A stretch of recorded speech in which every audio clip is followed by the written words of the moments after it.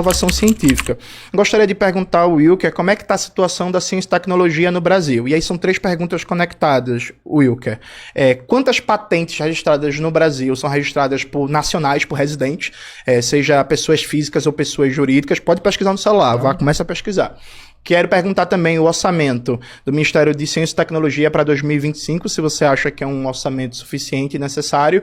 E quero perguntar também, associado, né, por que o Brasil não está disputando a vanguarda tecnológica global da inovação junto com outros países, como Estados Unidos, China, Alemanha, Finlândia e por aí vai.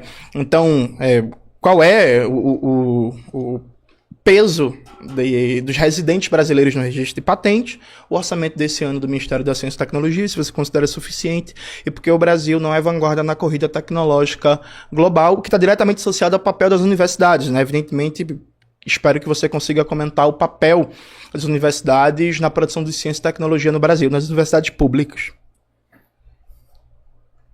2 minutos. Réplica. É muito engraçado a gente ver se materializando diante de nós a realidade que muitas pessoas me apontaram.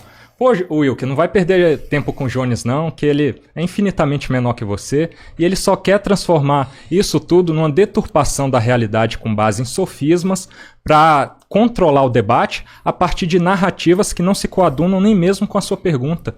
Olha a pergunta que ele traz, totalmente fora da lógica de se discutir educação nacional e universidades públicas. Eu trouxe aqui o quê? Extremismo político, partidário e ideológico na universidade pública. Ele respondeu com base numa convocação que ele mesmo fez. O que ele está fazendo falando sobre respeitar regras? É porque fica difícil, se vocês tivessem visto aqui o que aconteceu antes e ver essa postura de personagem agora, não rir, mas vou respeitar. Tá, aqui acertamos uma regra, mas ele não cumpre sequer a regra de responder a pergunta e não criar uma pergunta no momento de resposta da minha pergunta.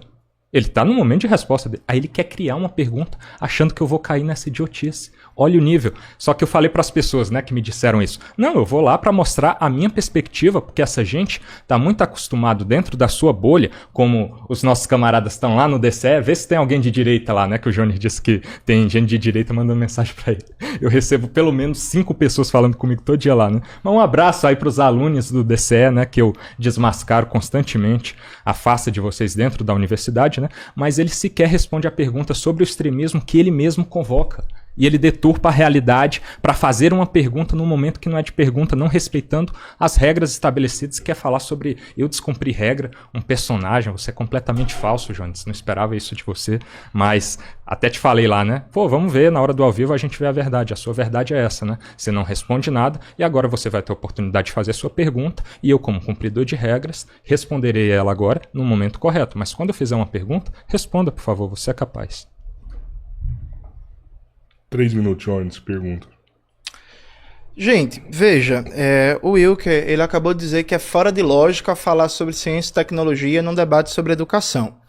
É realmente muito difícil, né? Vocês percebem uma lógica de atrapalhamento de aulas que não consegue apresentar nenhuma ideia que seja positiva para o debate brasileiro sobre educação. O Wilker, ele vai passar o debate inteiro fugindo das questões substantivas. Prestem muita atenção, por favor, que ele não vai responder em nenhum momento nenhuma questão sobre financiamento, sobre carreira docente, sobre o papel da CAPES, da CNPq, sobre o Plano Nacional da Educação, sobre lei de patentes, sobre educação infantil, sobre PPPs em escolas, enfim, todas as questões fundamentais que estão colocadas na educação brasileira, ele não vai responder, ele vai passar o tempo todo fazendo factoide e tentando girar o debate em torno da persona dele. Ah, não, porque eu fui na UNB e supostamente... Veja, sua questão foi respondida, seu segurança agrediu um aluno, já está nas minhas redes sociais, você continua com o risinho desesperado, e aí você vê que ele acaba saindo do personagem. Ele acabou de citar os estudantes da UNB chamando de alunos, né? Fazendo um deboche com linguagem neutra, uma coisa totalmente desnecessária, não tem pra quê, sabe? Então, eu peço, inclusive você que é de direita, estou dialogando diretamente com você. Eu tenho certeza que você pode ser de direita, de centro, liberal, mas eu tenho certeza que se você tiver um filho, uma filha na escola, você se preocupa com a qualidade da educação, você se preocupa com a qualidade da escola, da merenda, com a situação da infraestrutura da escola, se tem refrigeração, se tem ventilador, as condições de trabalho dos professores. Eu tenho certeza absoluta que você, enquanto está no trabalho, quer seu filho e sua filha no lugar mais seguro e adequado possível. Então preste atenção, por favor, quem é que tem proposta, quem é que tem ideia, quem é que tem diagnóstico sobre os problemas na educação. Aí eu reforço a minha pergunta sobre ciência e tecnologia. São 3 perguntas conectadas, Wilker. Qual é hoje a situação da produção de patentes no Brasil, que é a forma mercadoria que assume a inovação tecnológica, né? Quantos residentes nacionais registram patente, por quê, como e tal, comparado inclusive com outros países da América Latina. Acho que seria uma boa colocar isso, a situação do orçamento do Ministério da Ciência e Tecnologia. Você já recebeu uma fila aí pelo celular, talvez saiba a resposta.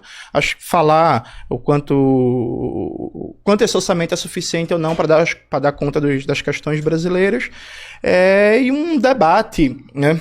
Um debate sobre por que o Brasil não é um país que está disputando a vanguarda tecnológica global. A gente vive um momento de transformações muito profundas na tecnologia, né? Com inteligência artificial, Big Data, 5G, 6G, novos materiais, energia renovável, carro elétrico, etc, etc. Então, por que o Brasil não está numa posição, por exemplo, parecida com a China, disputando essa vanguarda tecnológica global? 5 minutos, Wilker. Eu vou começar respondendo essa pergunta, mas depois eu quero voltar à questão também da falsa afirmação de que eu ando com segurança, eu ando sozinho naquela UNB todo dia, e um segurança meu supostamente teria agredido um estudante lá. Mas vamos à questão da ciência, tecnologia e inovação nesse sentido. Para que a gente tenha investimento sério nessa área, primeiro a gente precisa modificar toda a lógica orçamentária de orçamento de grana que vai para a educação no país.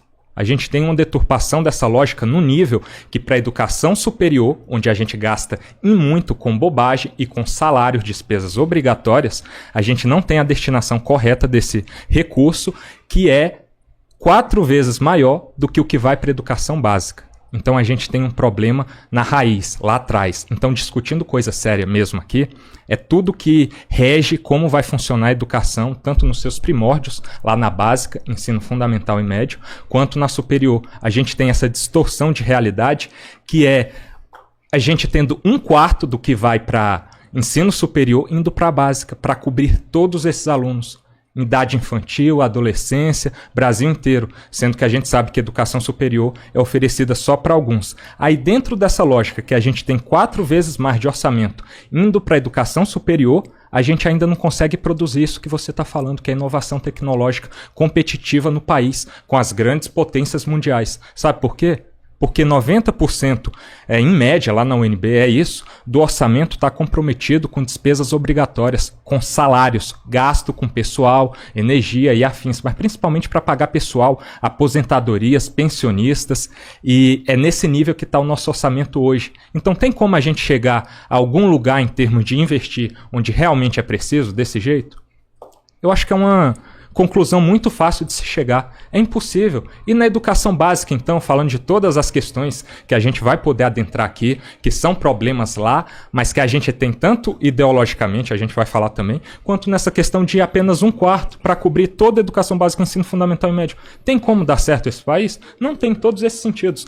Mas entrando aqui na questão agora do meu segurança, meu suposto segurança, ter agredido um dos alunos. Isso não é deboche, isso é respeito para com eles. Vai ver a chamada do próprio DCE aí. Eu não vou falar pro meu assessor colocar lá no meu Instagram, subir nas minhas redes. Sabe por quê? Porque eu não tenho assessor.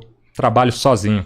Eu dou a cara a tapa, eu não faço nem convocação de militância, igual deve estar uma barulheira desesperada no chat aí, porque eu sou verdadeiro e ajo sozinho na cara e na coragem. É assim que eu sempre ajo. Aí quando fazem manifestações contra mim, como foi aquela designada Assembleia Antifascista, para me combater, como se eu fosse um grande fascista. E aí eu avisei isso nas minhas redes no dia anterior, deve ser o episódio 20 do meu canal, vocês podem entrar lá e ver com seus próprios olhos, que eu iria lá para me defender e registrar o que estaria acontecendo.